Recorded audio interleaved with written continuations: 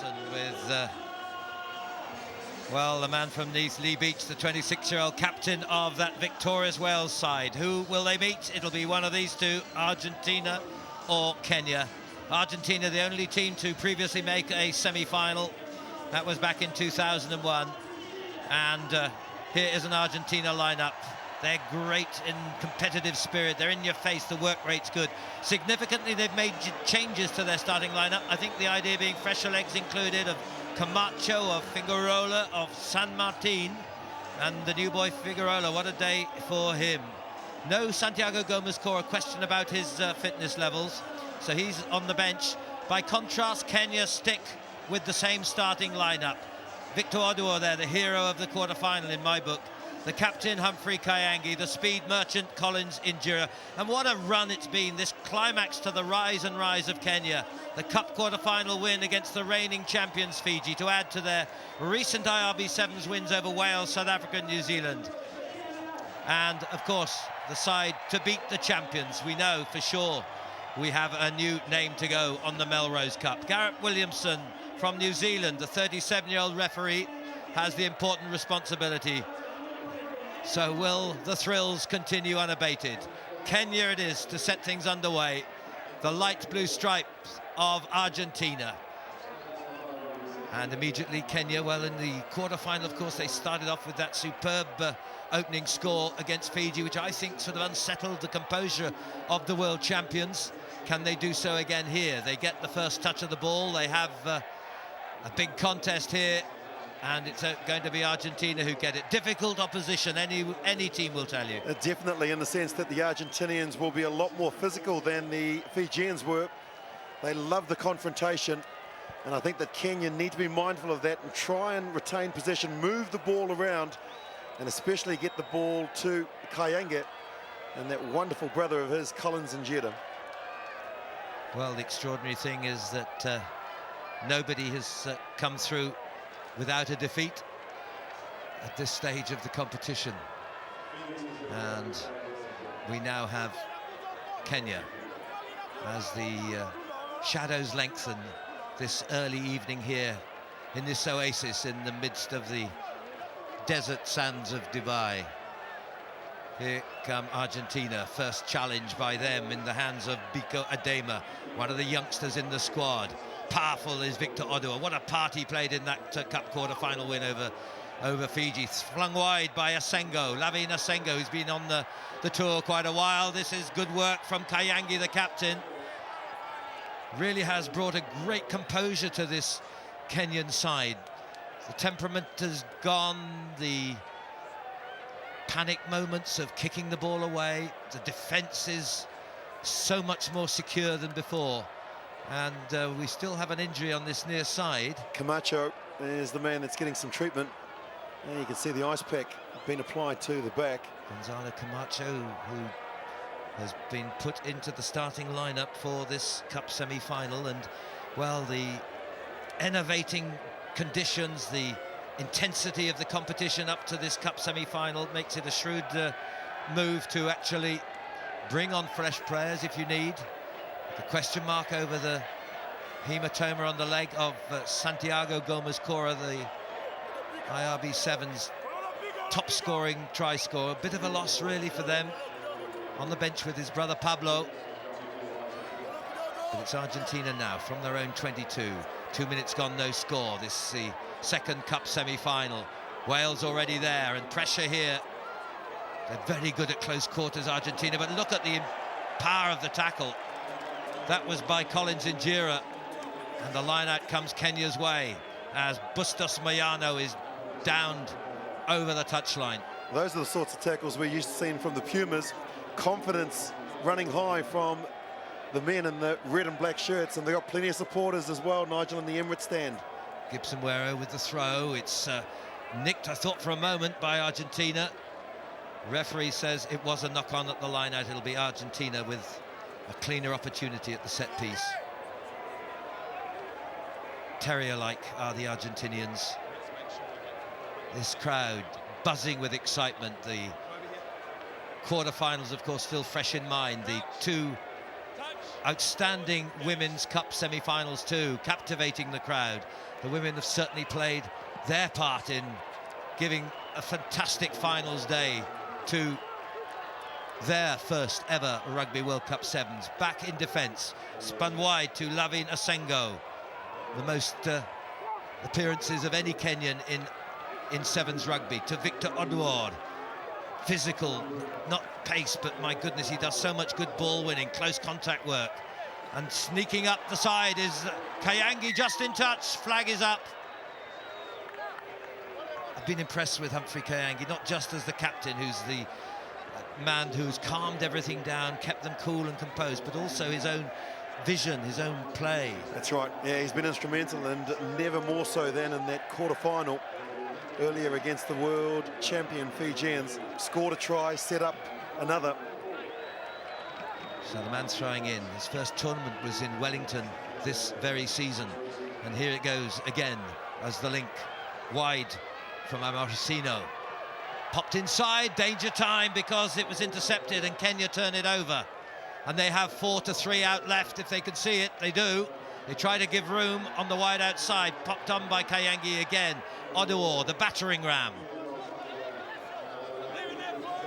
Terrific contest here, still no score. We've played 5 minutes of this first half. Sped away by Injira via Adema now. That's Asengo.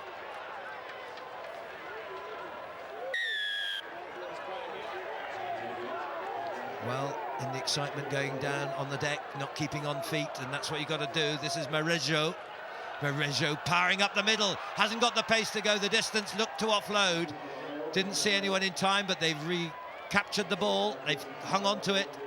Away with Camacho. Camacho ducking inside, goes for the corner. Brilliant cover tackle, but look at the support of Horacio San Martin. That is so in character. Such good work at close quarters, and forever the support, which is a hallmark of their game. Horacio San Martin from Cordoba, up in the wilds of Argentina, has set perhaps Argentina on their way. Well, the drums will be beating in Argentina. The big stakes will be on the barbecue, and it's all about support. Horacio San Martin, that's their first real chance that they've had inside the Kenyan half. They've capitalised, and I know that reporter Frankie Davis will be delighted. And so too there, Duncan Forrester, and there's the man of the moment. But what good work by Gonzalo Camacho. He's the man who made it happen, but it needed that man to be there to turn it into a score. So 7-0 with the conversion. The sun sets on the Sevens, this wonderful new cathedral of rugby, built out of nowhere, out of the sands of the United Arab Emirates desert. Oh, a big mistake. Free kick on the halfway, went out on the full from the restart kick. Those moments can cost dear. 30 seconds of the first half. One score, that's nothing you can sit on. Kenya still looking unflustered. Little a little Campisi skip step there from Asengo. This is Onyango. There's a Sevens name of the past to conjure with, the great Wallaby Sevens exponent. Last play of this first half. Argentina will eschew risk, I think, at this stage. I'd like to turn over with the lead still. And they go for the line out in the knowledge that that would be the end of the play. A first half of intensity, competitive, and Argentina's try and conversion gives them that slender lead at the break.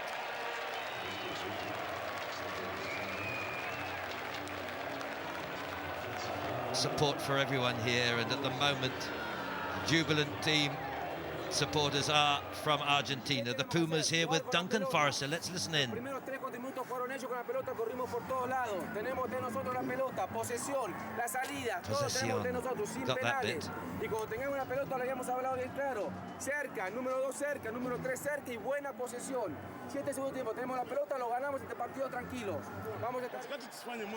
Benjamin Ayimba Well, I said it before, but they don't look flustered at all, do they? They look so much more composed these days. It's a different team. Instructions coming out, a man that understands the sevens game very well, Benjamin Ayimba, along with Felix Ochang.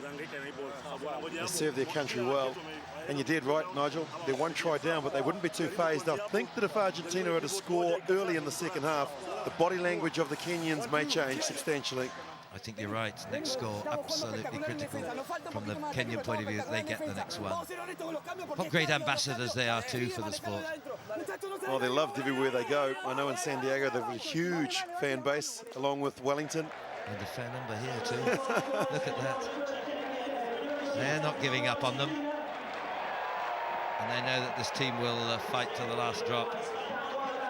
One of the most amazing scenes after they were triumphant over world champions Fiji. The thousands of fans that they got went around the stadium to where they were to chant and sing to them as they got in their huddle and their cool down. It was like a giant conga, wasn't it? Wonderful sight. 7 minutes to determine who will meet Wales. Underway from Morosino. Clean take. It's the first thing they need is the ball in hand to have the chance, but they're the typical Argentinian smother tackling that can be so effective. However, that time they fell on top of the man with the ball and didn't allow him to release it and were penalised. So it's a free pass movement now for Kenya. Now his pace out wide here, but well gathered in by Bustos Miano. And he's still crawling along on his feet to keep the ball going forward. Now with Figueroa. Nice turn. And Morosino, oh, lovely acceleration, one man to beat. Goes left, goes right, dwells too long. Kayangi with the tackle. Such a crucial couple of minutes here. Who will score next? Kenya back in the game, or Argentina on their way to triumph? Well, a missed tackle keeps Argentina in possession. No hands, says the referee, and there were hands. Ruck had formed, said referee Garrett Williamson. I don't think you'll ever out-passion the Kenyans, but they certainly are being out-mustered by the Pumas.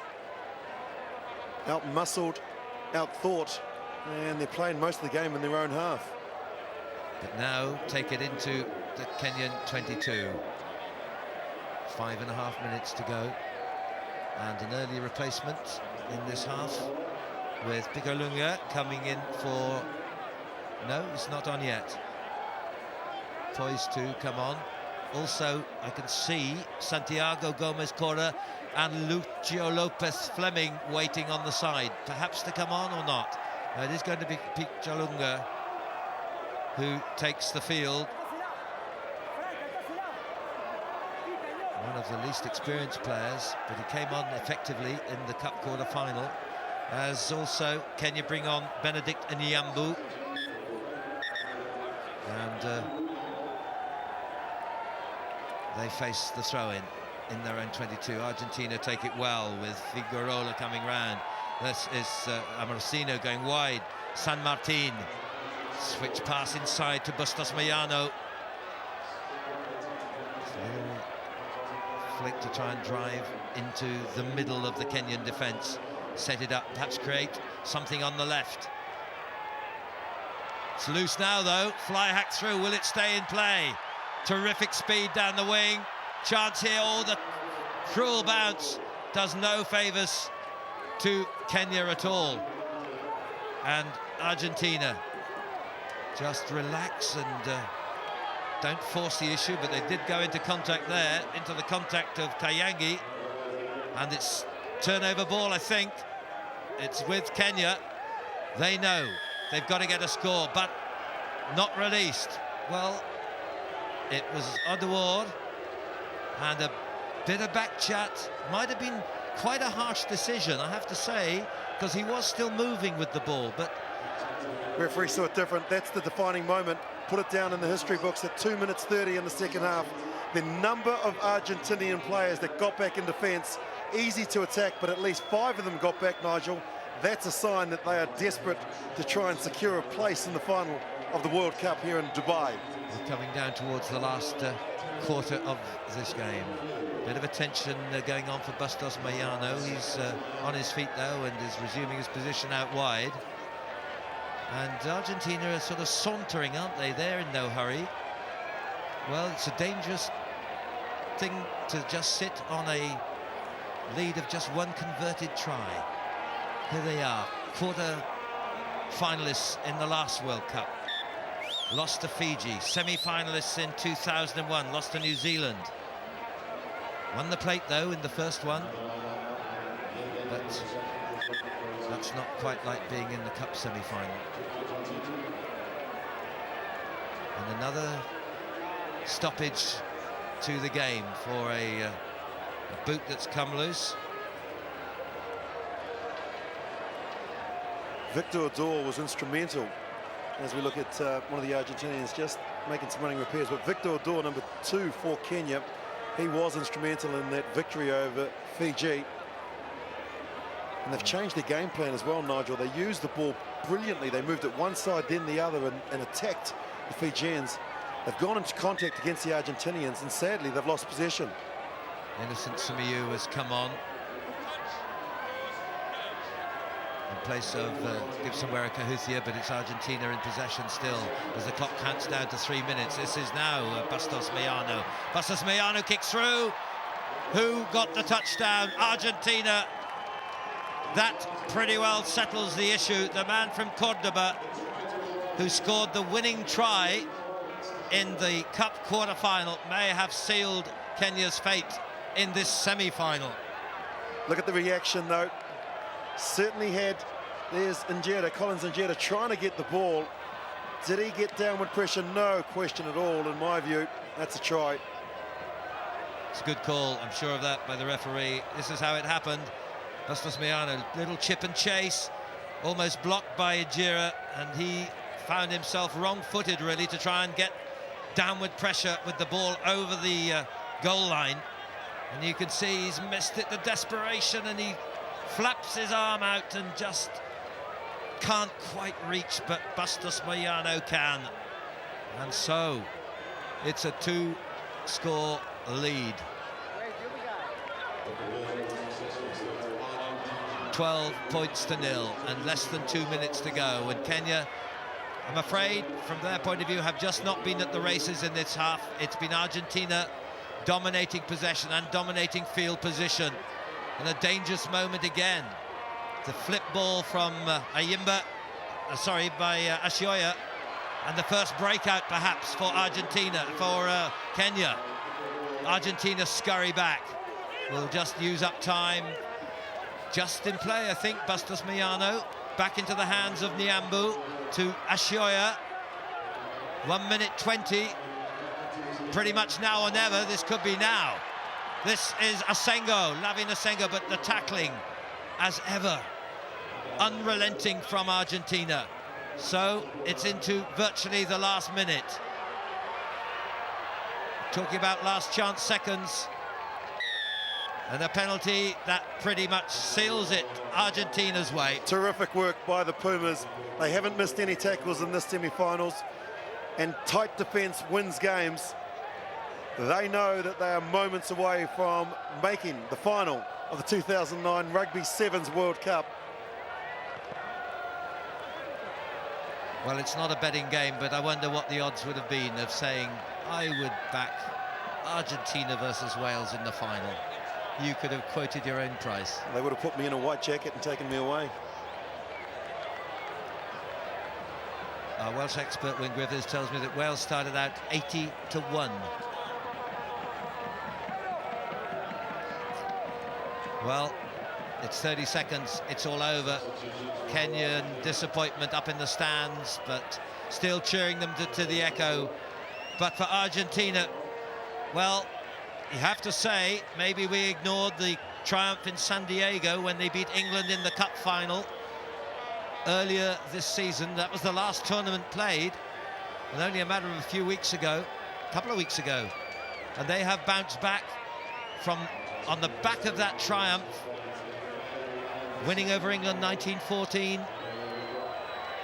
They have continued that terrific streak of form, which has really come very much out of the blue. They won San Diego.